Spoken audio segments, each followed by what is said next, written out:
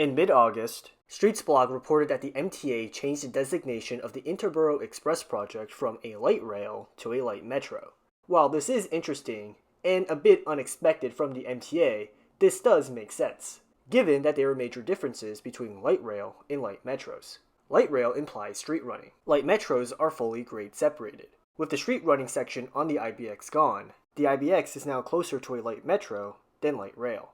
But that is not the only difference, and the implications of this term change is huge. A ton of light metro systems are automated to make it easier to increase frequencies and decrease wait times. And the maximum throughput of these types of systems isn't 30 trains per hour or whatever. We are talking about the maximum frequencies being close to 50 trains per hour. That is good because circumferential lines, like the IBX, operate under an assumption of two transfers. A radial line to the IBX, then the IBX to another radial line. So you really need those wait times in between trains to be as low as possible to really get those time savings, and therefore make the project's money worth. And according to BQ Rail, that seems to be the reason why the MTA chose light rail, or now light metro, for the IBX. The MTA has staffing requirements for the New York City subway, which means you can't automate the IBX as a subway. But if a new system was created, it would be outside the purview of the New York City subway, which means the MTA could automate the IBX. As much as I like A-division cars on the IBX, or maybe invest in a bit for a new cut-and-cover tunnel that bypasses the East New York Tunnel for B-division type cars, if they are automating the IBX, I will take that trade-off. Especially when the definition of a light metro is so broad that you can make the capacity of so-called light metro cars the same as heavy rail cars. Incompatibility with the subways is an issue for sure, but in my opinion, the New York City region is ripe for a light metro revolution, especially for circumferential corridors like the IBX. If the MTA does the IBX as an automated light metro, then we should export that technology to other corridors. For example, Fordham Road in the Bronx, a line connecting the East Bronx, Flushing, and Jamaica, and Bergen Line Avenue in New Jersey seem like good candidates, in my opinion. These areas are dense and will be their own separate lines, not connected to the subway. Combined with the circumferential nature of some of these corridors, once again, you need high frequencies to make them worth it. Anyway, if the IBX is an automated light metro, then we're good. The last thing I think we need to get more clarity on is how transfers would work on the IBX. There are certain places where building those in-system transfers will be easier. Once again, for 8th Avenue in Brooklyn, why don't we extend this overpass to the proposed IBX tracks? At Metropolitan Avenue, why not extend the main station house over to the Bay Ridge branch right-of-way? Or if we're going crazy, why don't we build these as cross-platform transfers? There are some transfers that are harder, but are still worthwhile to do, especially the ones in Southeast Brooklyn. In fact, the MTA identified two stations that will see the highest ridership on all of the IBX here, East 16th Street and Flatbush Avenue, Brooklyn College. That is because the IBX would serve parts of southeastern Brooklyn that don't have access to high-quality rail service. And because Southeast Brooklyn is a dense and transit-dependent region, as 5 of the top 10 bus routes in New York City run through here, a ton of people will get on at Remsen or especially Utica Avenue, take it to Flatbush or East 16th Street, and get off to take the Nostrand or Brighton lines. That only makes it even more crucial that passageways are built here to facilitate such transfers. And of course, this double transfer penalty just for southeastern Brooklyn residents to access the rest of the system is definitely not ideal nor fair. That is why the IBX is in no way, shape, or form a replacement for the Utica Avenue subway. The IBX is a circumferential corridor. Utica is a radial corridor. These two serve way different trips, and forcing everyone to use a circumferential service just to access the rest of the system is not good.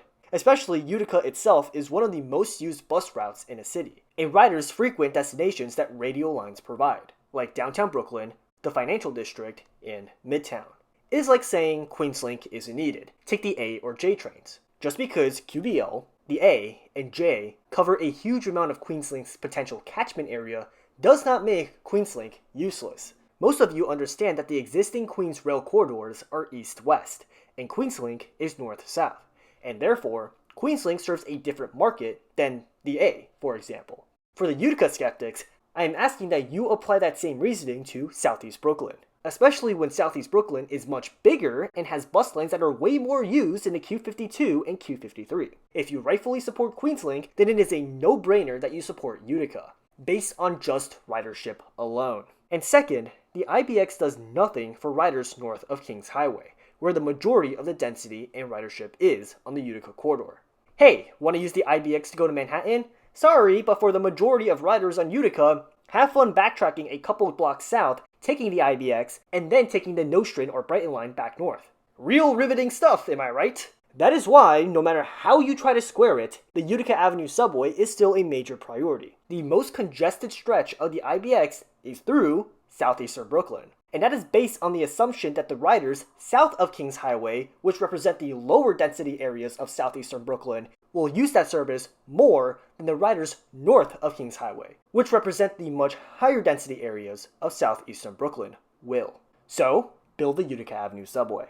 Anyway, back to the IBX. I hope in the short term, in-system passageways are built at East 16th Street and Flatbush Avenue, Brooklyn College, to accommodate the large number of people transferring here. And the other place where crowding is projected to occur is none other than Roosevelt Avenue, the northern end of the line.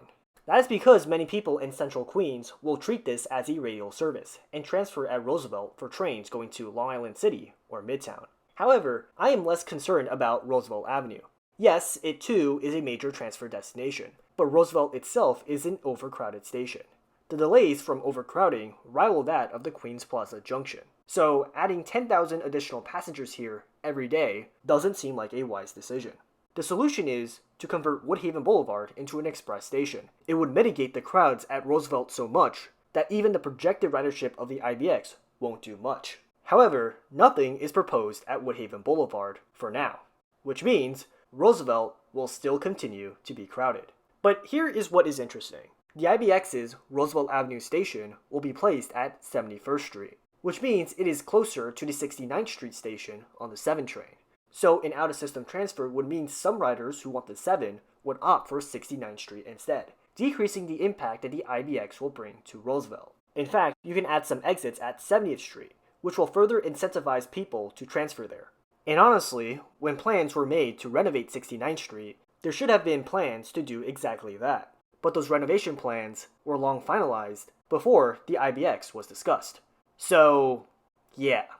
Anyway, that is why, for the time being, I am fine with where Roosevelt is situated. Though in the future, if or when a Bronx extension is being seriously entertained, I think the MTA should consider routing the IBX under 73rd Street for that better transfer to Roosevelt. Also, convert Woodhaven Boulevard as well. The former stub of where Roosevelt once was can be turned into a small yard. But overall, I hope that the IBX is an automated light metro, with decent transfers in southeastern Brooklyn. I also hope that the crowding that will occur at Utica, Flatbush, and East 16th Street will spur politicians and community leaders to continue renewing calls to build the Utica Avenue subway.